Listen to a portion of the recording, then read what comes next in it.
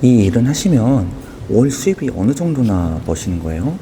제가 직접적으로 뭐 얼마 번다 이렇게 말씀드리기 살짝 좀 부끄럽긴 한데요. 네, 제일 많이 벌 때는 이제 직장인 수준보다 충분히 좀 많이 버는 것 같기도 해요. 안녕하세요, 강사님. 네, 안녕하세요. 안녕하세요. 네, 저희 오늘 박물관 가는 거 아니었어요? 예, 저는 오늘 일하러 가고 있는데요. 네. 근데 이거 네. 뒤에는 기타 아닌가요?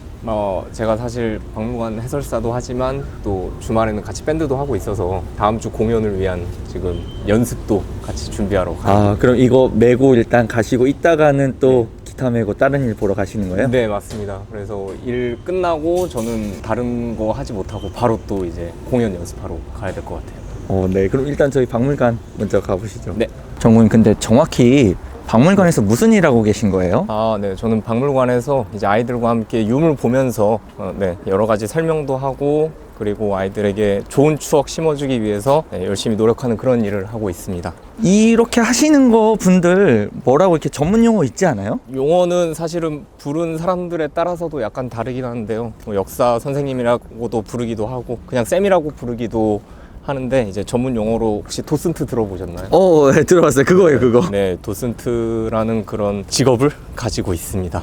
그러면 이 도슨트 일은 어떻게 시작하게 되신 거예요? 사실은 제가 과거에 역사 교사가 꿈이라서 이제 임용고시를 좀 오랫동안 준비했었는데 아쉽게 합격은 하지 못했고요. 그런 과정에서 이 전공을 잘 살려보고 싶어서 여러 가지 경험을 하다가 이 도슨트라는 직업을 알게 되어서 지금 만족스럽게 잘 하고 있습니다. 원래 이렇게 그 역사 좋아하시고 하시는 분들이 이쪽으로 일을 많이들 하시는 거예요? 많이 하는 것 같지는 않아요. 네, 역사를 전공하시는 분들이 반드시 역사라는 그 테두리 안에서 활동을 하시기보단 다른 일을 하시는 것 같은데 잘 알아보면은 이제 이렇게 재밌게 할 수 있는 직업도 있지 않나라는 생각이 듭니다. 그러면은 이 역사 해설? 도슨트? 네. 이거는 뭐 자격증 같은 게 있어야만 할 수 있는 거예요? 사실은 저도 그게 좀 궁금하긴 했어요. 이 역사 해설사로서 자격증이 필요하나라고 해서 알아봤는데 사실은 자격증을 필요로 하는 것 같진 않아요.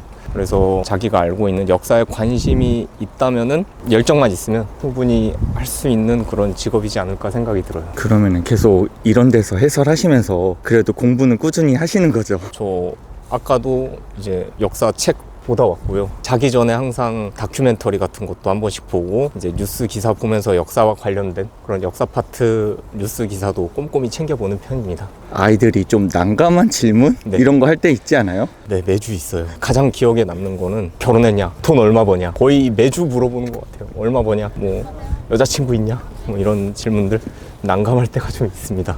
안녕하세요. 저 이거 기타 좀 맡기고 싶어서요. 네. 작성해 주시고요. 네. 혹시 가지고 찾으러 오시면 되세요. 네.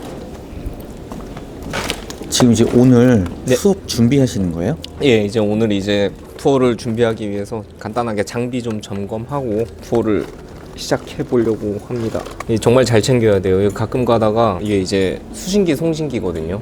해설할 때 제 목소리를 좀 원활하게 듣기 위해서 사용하는 장비인데 가끔 충전이 안 될 때가 있어요. 왜냐면 대참사가 일어나기 때문에 꼭 사전에 체크를 하고 투어를 시작합니다. 그럼 오늘은 투어가 아이고. 몇 개나 있으신 거예요? 저 오늘은 투어가 2개 있었고요. 2개 있었고 이제 투어 1개가 남았습니다. 보통 하루에 투어를 그럼 몇 네. 건이나 진행하세요? 보통은 1개 혹은 2개 진행하고요. 많을 때는 3개까지 진행하기도 합니다. 그럼 오늘은 많은 편이네요. 네, 오늘은 뭐 적은 편은 아니고요. 그리고 또 투어도 중요한데 또 아이들 인원수도 상당히 좀 중요해서 그런 부분을 신경을 좀 잘 써야 될 것 같아요. 이게 그럼 투어 한 번 하면은 시간이 대략 어느 정도 걸리는 거예요? 투어 하는데 시간은 뭐 대략 이제 2시간 정도 걸리고 좀 오버될 때도 있어요. 2시간 오버될 때도 있지만 기본 2시간으로 투어를 진행하고 있습니다. 근데 투어에 따라서 1시간 반 할 때도 있어요.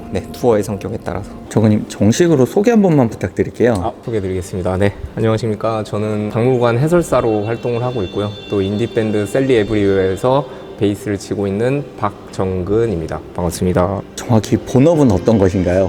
본업은 박물관 해설사로도 일하고요. 외부 역사 강사로도 같이 일을 하고 있고 밴드도 하고 있는데 뭐 1대1 다 소중하게 생각하면서 열심히 하고 있습니다. 그럼 이 도슨트 일이 부업은 아니신 거네요? 부업이 아닙니다. 네, 이거는 정말 제 꿈을 키워가기 위해서 열심히 종사하고 있는 그런 직업이라고 보시면 될 것 같아요. 이 일은 하시면 월 수입이 어느 정도나 버시는 거예요?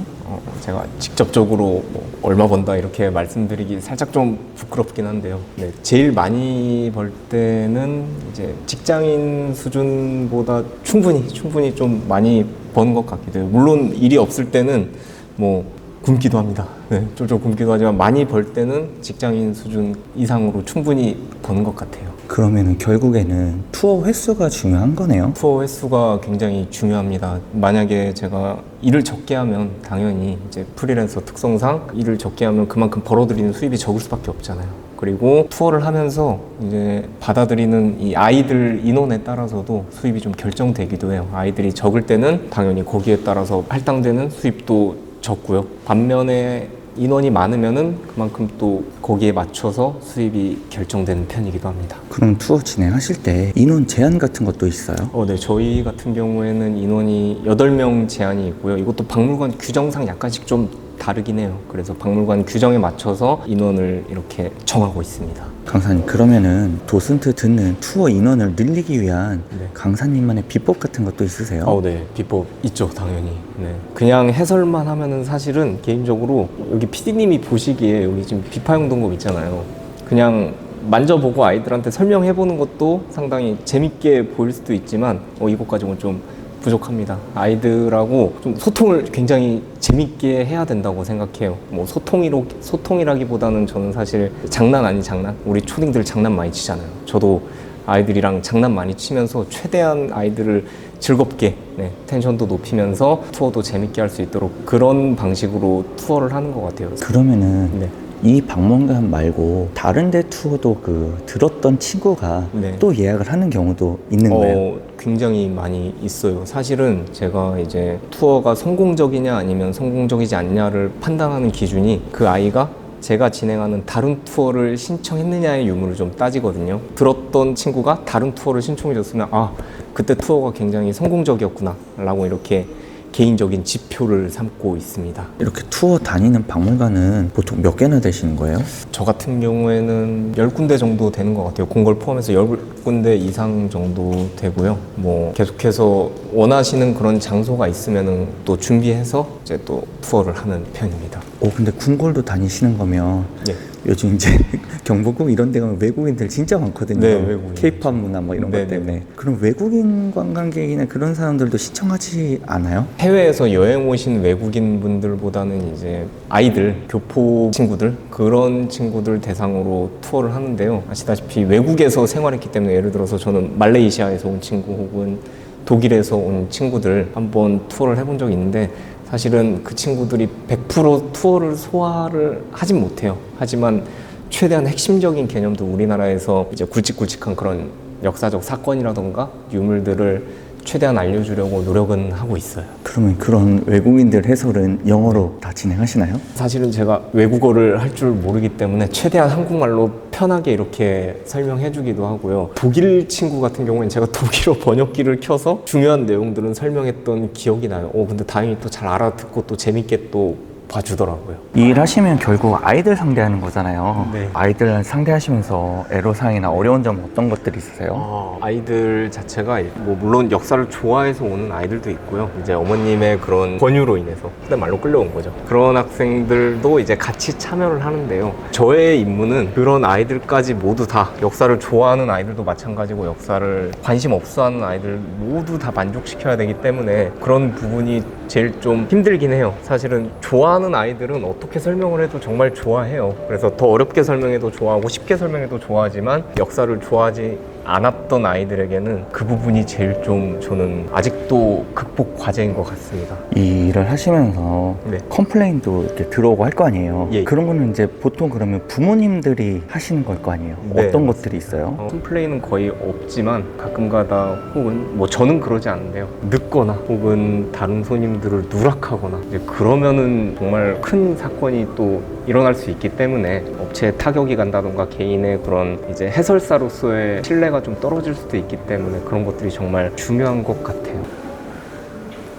강사님, 아까 비수기도 얘기하셨는데 그럼 비수기나 아니면 투어 예약이 적은 달 네. 이런 때는 그 수입을 어떻게 또 메꾸거나 보세요? 그거는 저에게 이제 지금도 과제긴 해요. 네, 사실 지금이 투어가 제일 좀 적은 달이긴 하거든요. 왜 그러냐면 지금 개학 시즌이라서 어쩔 수 없이 아이들이 이제 학교에 있기 때문에 저는 투어를 할 수 없는 상황이죠. 그래서 그 부분을 이제 채우기 위해서 저는 외부 강사로 좀 활동을 하고 있어요. 학원에 들어갔던 적도 있었고요. 아니면은 청소년 센터나 외부 강사로 활동을 해서 그 부족분을 좀 메꿔 보려고 했어요. 근데 지금은 약간 좀 컨셉을 바꿔서 제가 좀 할 수 있는 무언가 있지 않을까라고 생각하면서 좀 저를 브랜딩하는 그런 작업을 하고 있는 것 같아요. 그러면은 그 외부 일을 하실 때는 네. 이 도스트 일을 또 하고 계신 게 또 이게 연계가 되고 도움도 되나요? 연계가 많이 돼요. 왜 그러냐면 이제 역사 강사로 어쨌든 활동을 하고 있는 거고 도슨트라는 직업도 역사와 관련이 있잖아요. 그래서 다른 이제 장소에서 수업을 할 때 이 도슨트에서 투어했던 그 경험과 지식이 이제 다른 곳에서 분명히 잘 발휘되는 것 같습니다.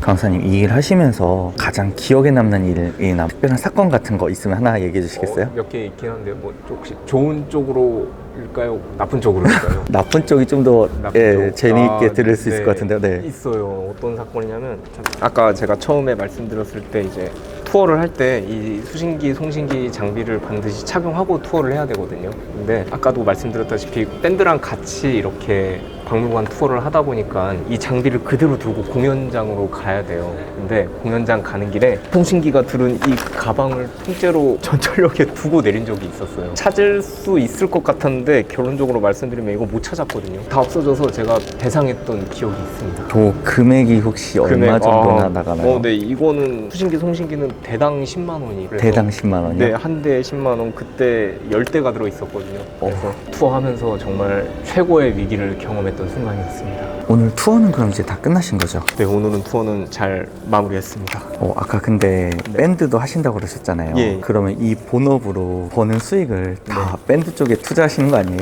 네, 뭐 사실은 밴드 같은 경우에는 물론 그걸로 수익을 내면 좋겠지만 이제 밴드를 하려면 어느 정도 좀 경제적인 기반이 있는 상태에서 하는 게 훨씬 더 즐겁고 그리고 재밌게 할 수 있기 때문에 벌면은 이제 밴드 할 때 장비도 사고요. 이제 교통비로도 사용하고 지방도 투어를 많이 가고 하니까요. 교통비로도 사용하고 여러 가지 필요한 곳에 사용하고 있습니다. 그러면 밴드로서의 수익은 어느 정도나 내고 계신 거예요? 사실 제가 밴드의 그 재정 상태를 뭐 그렇게 잘 알진 못합니다. 왜 그러냐면 이제 저희 프론트맨이 관리를 하고 있거든요. 그래서 그런 부분에 대해서는 사실 정확하게 답변 드리기는 좀 어려울 것 같아요. 그러면 아직 이렇게 막 정산 받고 이러신 게 이렇게 막 크진 않으신 거예요? 그렇다고 볼 수도 있고요. 뭐 아닌 경우도 있어요. 그래서 상황마다 다릅니다. 이런 밴드나 도슨트나 특징이 어쨌든 프리랜서잖아요. 어떤 시간에 맞춰서 일을 하는 게 아니고 내가 하는 일의 양에 따라서 벌어들이는 게 다르기 때문에 그런 부분이 매번 좀 다른 것 같아요. 정말 이렇게 낮에는 박물관에서 역사 강사로 일하시고 또 오늘 베이스도 들고 오시지만 밤에 또 이제 밴드 활동하러 가셔야 되잖아요. 네. 체력적으로나 이렇게 심적으로 부담되거나 이런 건 없으세요?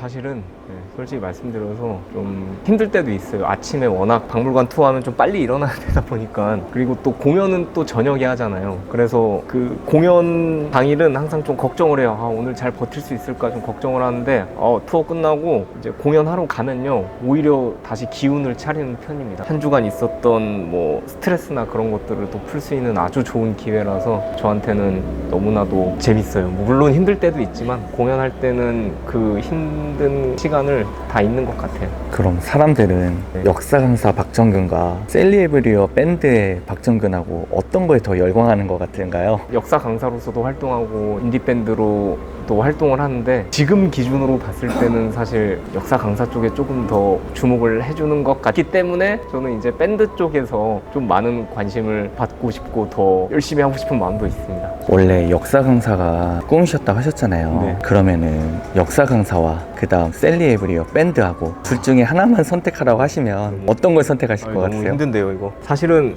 역사 강사를 하면서 도슨트 하면서 많은 학부모님들의 관심도 받아봤고요. 아이들이 굉장히 저를 좋게 봐주는 그런 경험도 많이 해봤는데 아직 밴드를 하면서는 그런 부분들이 도슨트보다는 약간 좀 부족한 것 같아서 저는 밴드로서 좀 더 많은 좋은 기억으로 남았으면 좋겠어요. 그럼 밴드를 선택하신다 이거예요? 네, 지금은 그렇습니다. 역사라는 과거의 학문과 인디 음악이라는 현재 예술, 이게 사실 이렇게 어울리는 조합이 아니라고 생각하는데 네, 이렇게 맞습니다. 동시에 붙잡고 있는 이유는 어떤 거가 있으세요? 아무래도 역사도 마찬가지고 이제 음악도 마찬가지고 어렸을 때부터 굉장히 좋아했던 분야 중 하나예요. 그래서 쫓고 또 쫓다 보니까 여기까지 오게 된 것 같네요. 이런 다른 분야라고 생각하진 않아요. 제가 가르치는 직업도 남들에게 즐거움을 주는 그런 직업이고 음악 활동도 마찬가지로 남들에게 또 보시는 분들에게 즐거움을 주는 직업이기 때문에 다른 점도 있겠지만 또